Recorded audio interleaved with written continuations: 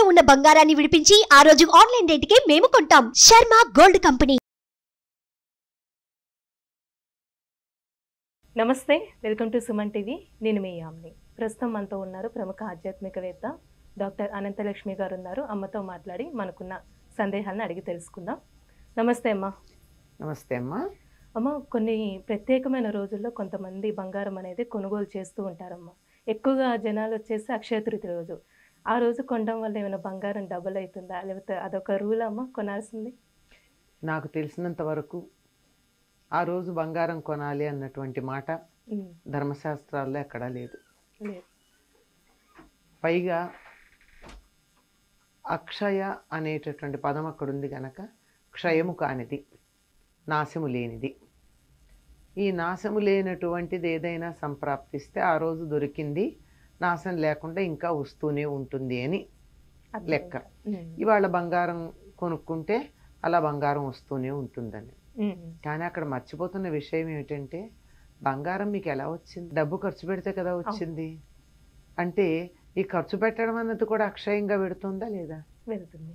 అంచేత మన దగ్గర నుంచి ధనం, డబ్బు అలా వెళ్ళిపోతూనే ఉంది, బంగారం వస్తుంది.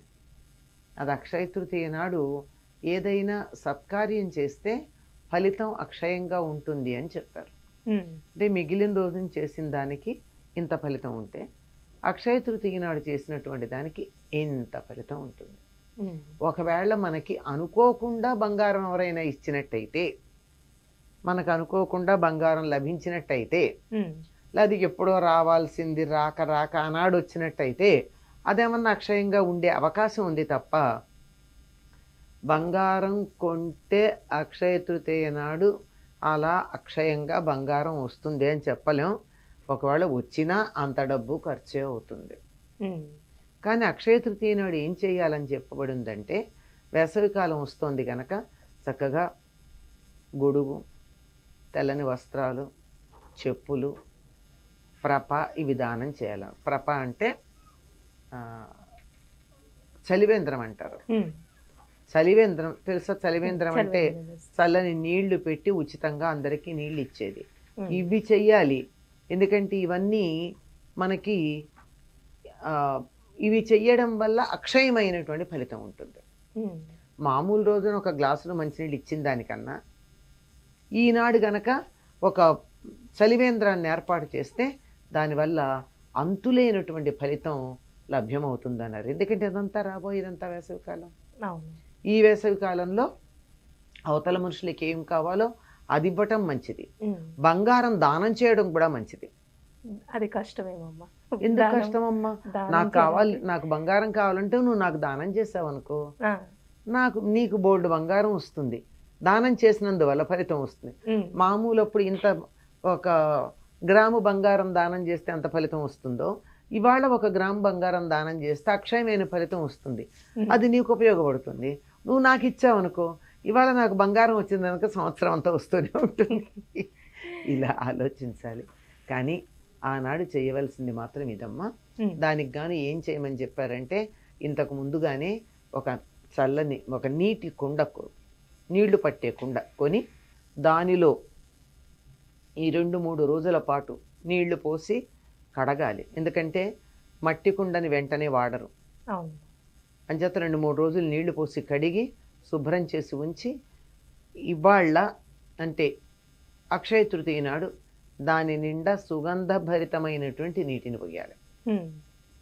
అంటే యాలకు పొడి అలాంటివి, లేదా వట్టి వేళ్ళు అలాంటివి కొద్దిగా ఉపయోగపడతాయన్నవి వేసి ఆ నీళ్లు చల్లబడ్డాక పైన మూత పెట్టి, అది కుండతో మట్టి మూకుడే పెట్టి అది ఒక బ్రాహ్మణుడికి దానం ఇచ్చినట్టయితే అంతులేనటువంటి ఫలితం లభ్యం అవుతుంది.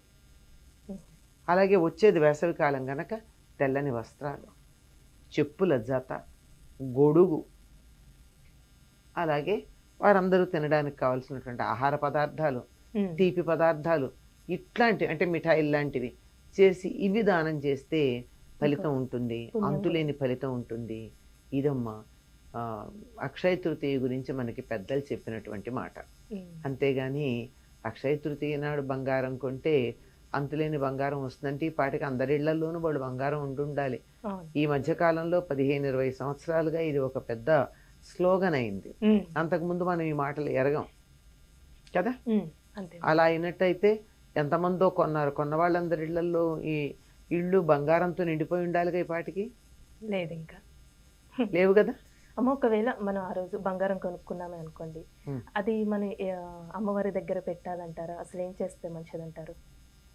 అంటే మీకు ఏదన్నా అవసరం ఉండి తర్వాత పెళ్ళిళ్ళు ఉండి ఇంకేదో అవసరం ఉండి కొంటే కొనుక్కోవాలి, కానీ ఇవాళ కొన్నందువల్ల అక్షయంగా బంగారం వస్తూ ఉంటుందని మాత్రం అదే కొంచెం అనుకోక్కర్లేదు. మామూలుగా ఎప్పుడైనా సరే మనం బంగారం కొన్నా ఏం కొన్నా దేవుడి దగ్గర పెట్టే వాడుకుంటాం కదమ్మా. ఈరోజు కూడా అక్కడే పెట్టి వాడుకుంటే బాగుంటుంది. అసలు ఈ బంగారం అన్న పదం ఎందుకు వచ్చిందంటే ఒక చిన్న ఊహ చేయాల్సిన అవసరం ఉంది. సాధారణంగా ఇంట్లో పెద్దవాళ్ళు కానీ కొంతమంది గురువులు కానీ శిష్యుల్ని బంగారం అని పిలుస్తూ ఉంటారు. ఎందుకు పిలుస్తారు? లోహాలన్నింటిలోకి ఉత్తమమైనటువంటి లోహం బంగారం. తక్కువ స్థాయికి సంబంధించిన లోహాలని ఉత్తమ స్థాయికి చెందిన వాటిగా మార్చేటటువంటి ప్రక్రియ కూడా మన వాళ్ళకి తెలుసు. స్వర్ణ విద్య అంటారు. ఆ విధంగా ఇనప ముక్కల్లాగా ఉన్నటువంటి వాళ్ళందరూ బంగారంలాగా మారాలి అనే ఉద్దేశం ఇందులో ఉండుంటుంది తప్ప బంగారమే కొనాలి అనేటటువంటి ఉద్దేశం ఉన్నది అని అనుకోవడానికి వీల్లేదు. ఈ రోజుకి చాలా ప్రత్యేకతలు ఉన్నాయమ్మా. బంగారం కొనడం గురించే మనం మాట్లాడుతున్నాం. ఇంకేమున్నాయమ్మా ప్రత్యేకతలు? సింహాచలంలో చందనోత్సవం చేస్తారు అక్షయ తృతీయ నాడు. దానికి ముందే ఏర్పాట్లన్నీ చేసుకుని ఉంటారు. ముందు రోజు వలుపు ఉత్సవం చేస్తారు, ఆ తర్వాత ఇవాళ చందనం పూస్తారు. చాలా విశేషంగా ఉంటుంది. ఈనాడు చందనం ఎవరికైనా దానం ఇస్తే కూడా చాలా మంచిది. ఎందుకంటే వేసవికాలం వస్తుంది అంటే శరీరానికి చెమట పడుతుంది. చెమట పట్టడంతో పాటుగా సెగ్గడ్డలు మొదలైనవి లేస్తాయి, వేడి చేస్తూ ఉంటుంది. ఈ చందనం వేడిని తగ్గిస్తుంది, పైన గడ్డలు వస్తే అవన్నీ బాగు చేస్తుంది, తర్వాత చెమట పట్టి వాసన లేకుండా చేస్తుంది, ఆహ్లాదకరంగా ఉంటుంది. అందుకని చందనోత్సవం చేయడం, స్వామిని దర్శించుకోవడం, ఏదో ఒక దైవాన్ని దర్శించుకోవడం, ఇవి చేయాలి. కానీ బంగారం కొనడం అనేటటువంటిది మనకి ఎక్కడా లేదమ్మా. చాలా చక్కగా తెలియజేస్తారమ్మా అక్షయ తృతీయ గురించి. ధన్యవాదాలు. సంతోషం. సుమన్ టీవీలో మీ పర్సనల్ అండ్ బిజినెస్ ప్రమోషన్స్ కోసం కింది నెంబర్కి కాంటాక్ట్ చేయండి.